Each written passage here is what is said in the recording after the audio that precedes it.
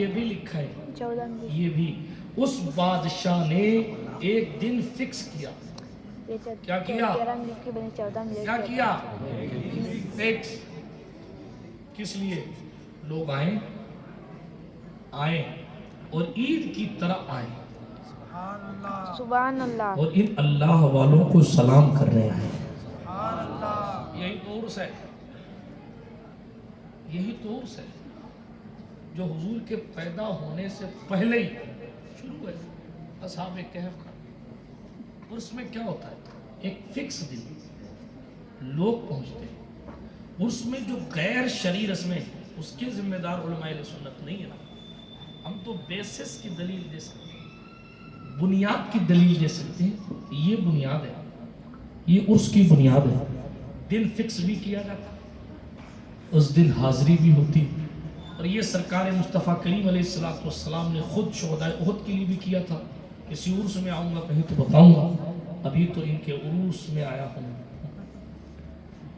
عروس دلہے کو بھی کہتے ہیں، عروس شادی کو بھی کہتے ہیں، عروس دلہن کو بھی کہتے ہیں. سبحان اللہ. توجہ ہے آپ کی؟ نہیں ہے توجہ؟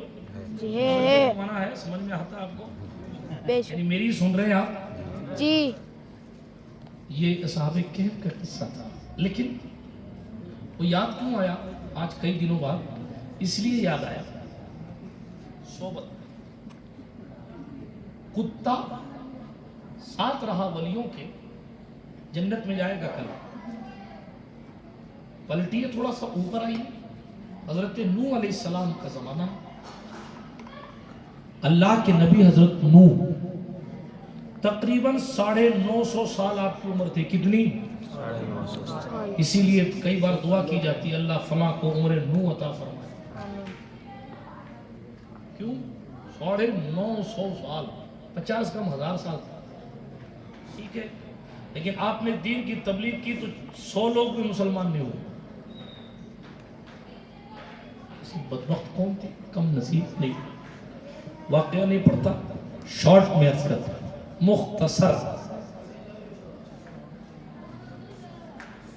اللہ پاک نے فرمایا نوح تمہاری قوم پر عذاب آئے گا، تم کشتی بنا لو. کشتی سمجھتے ہیں آپ لوگ؟ ناؤ. وہی سمجھ گئے. اس دور میں اس علاقے میں کشتی کا کوئی وجود نہیں تھا.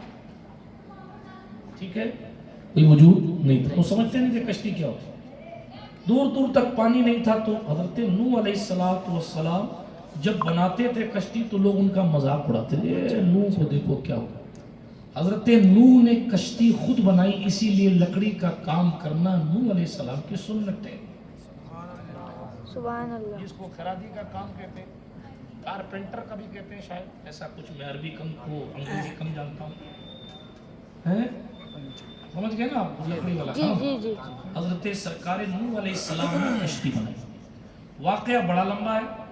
کشتی بنانے کے دوران کا قصہ وغیرہ قرآن کی تفسیر میں لکھا ہوا ہے اور کئی کتابیں بھی اس پر لکھی ہوئی ہیں.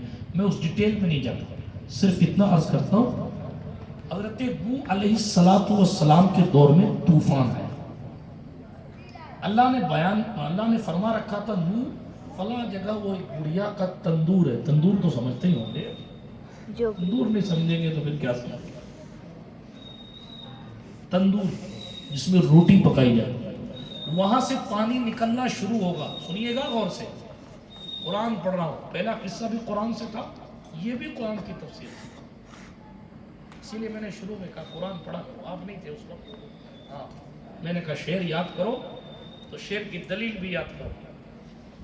خالی مشاعرے مت کیا کرو. اس لیے کہ بغیر تقریر کے جلسہ نہیں مشاعرہ ہوتا. بغیر تقریر کے جلسہ نہیں ہوتا، مشاعرہ ہوتا. اس لیے مشاعرے اپنی جگہ ٹھیک ہیں، لیکن حضور کے نام کی محفل سجے تو حضور کے دین کی بات نثر میں بھی بیان کیا کرو تاکہ لوگوں کو دین سمجھ میں آئے. صرف چسکے تک بات نہ رہے. کئی لوگ تو محفلوں کو ذہنی عیاشی کا اڈا سمجھتے ہیں. جملے سخت لگے تو مجھے وقت جائیں گے تھوڑا سا پھر کے موڈ فریش کر کے آ جائے.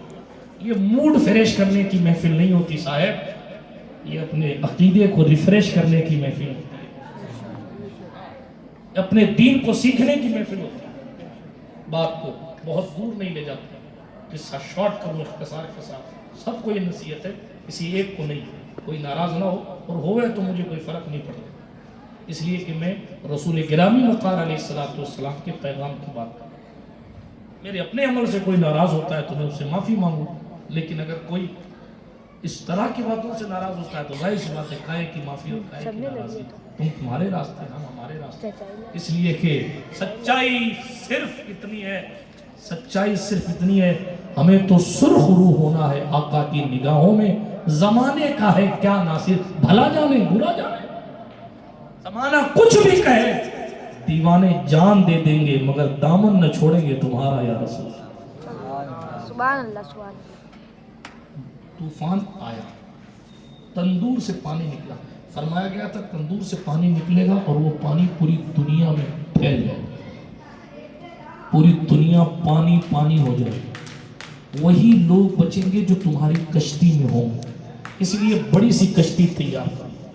بہت ڈیٹیل ہے کہ شان کی کشتی تھی, کس طرح کے تختے تھے, کس طرح حضرت نوح علیہ السلام نے طبقے طبقے کے حساب سے کسی میں جانور کو, کسی میں کس کو, کسی میں کس کو, کسی میں کس کو رکھا ہوا تھا. وہ بھی بہت ڈیٹیل اور تفصیل ہے, میں اس ڈیٹیل میں نہیں جاتا.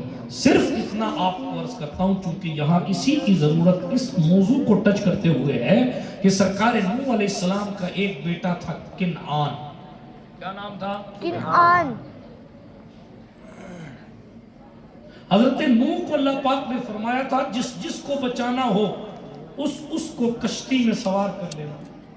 جو تمہاری کشتی میں نہیں بیٹھے گا بچ نہیں سکتا, کوئی صورت نہیں اس کے بچنے کی. وہ یہ سوچے پیڑ پکڑ لوں گا بچ جاؤں گا, پہاڑ پہ چڑھ جاؤں گا بچ جاؤں گا, وہ یہ سمجھے کہ میں یوں کر لوں گا بچ جاؤں گا, یوں کچھ بھی کام ہیلا نہیں آئے گا.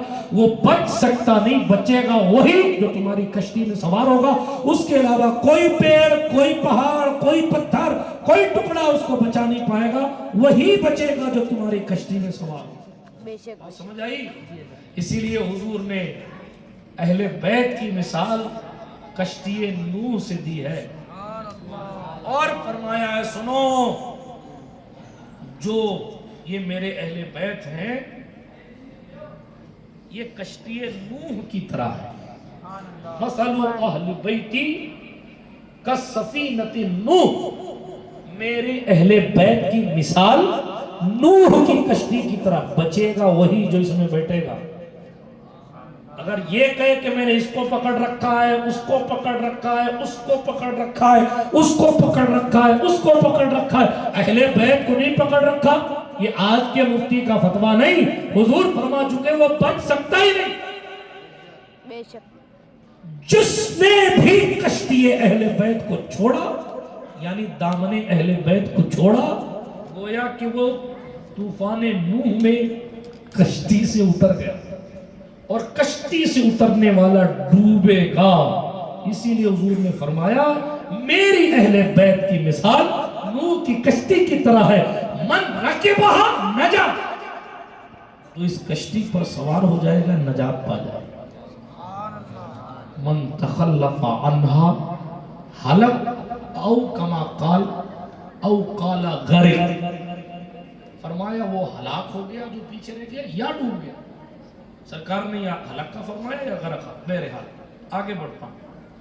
یہ حدیث شریف بیچ میں آ گیا اہل بیت کے حوالے, لیکن بتانا صرف اتنا کہ وہی بچ سکتا تھا تو اس کشتی کے اندر ہوتا. ٹھیک ہے, نوح علیہ السلام جب طوفان آیا تو کشتی میں بیٹھ گئے. لوگوں سے کہتے بیٹھ جاؤ, جلدی بیٹھ جاؤ, کوئی نہیں بچا. حضرت نوح کا ایک بیٹا تھا. کون تھا؟ کون؟ بولو کہ نام. وہ رہتا تھا کافروں کی صحبت میں, یعنی حضرت نوح علیہ السلام کے انکار کرنے والوں کی صحبت میں, اللہ کے منکرین کے ساتھ رہتا تھا. سنگت کا یہ لوڈ تھا کہ بری صحبت کی وجہ سے اس نے اپنے نبی باپ کی بھی نہیں سنی. نوح کہتے رہے بیٹھ جا, کشتی میں بیٹھ جا, اللہ کا کلمہ پڑھ, اللہ کی توحید کا اقرار کر, میرا کلمہ پڑھ, بیٹھ جا اس جہاز میں. لیکن صحبت بڑی خطرناک چیز ہوتی ہے. عمر ابن سعد نہ ہوتا اگر یزیدیوں کی صحبت میں نہ ہوتا. تو جنتی صحابی کا بیٹا تھا نا. پھر حسین کے خلاف تلوار لے کے کیسے آ گیا؟ کیونکہ اس کی صحبت یزیدیوں کی تھی.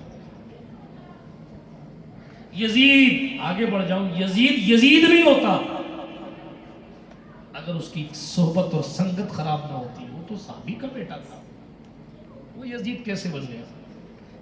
کیونکہ اس نے اپنے باپ کی صحبت سے زیادہ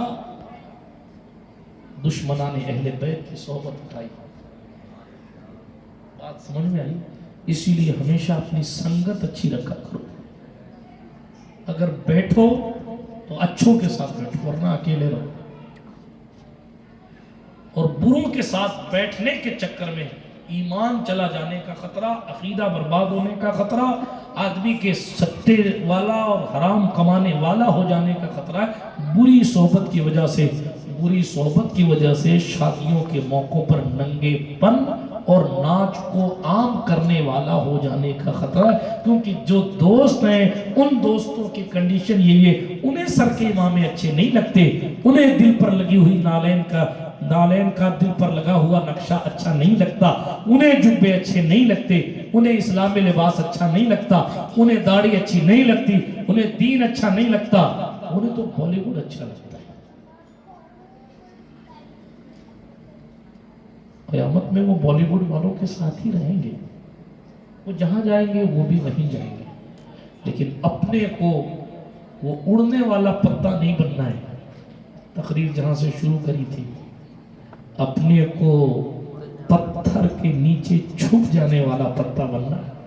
بے شک بے شک بے شک. دل پر بوجھ لینا پڑے تو لے لینا، مصیبت اٹھانی پڑے تو اٹھا لینا، لیکن حضور سے غداری مت کرنا. بڑا اگر قبروں سے لوگ اٹھ کے آتے تو بتاتے کہ ہمارا حال کیا ہے، لیکن اٹھ کے آ نہیں سکتے. نبی کا بیٹا تھا کنعان، نبی کا بیٹا تھا.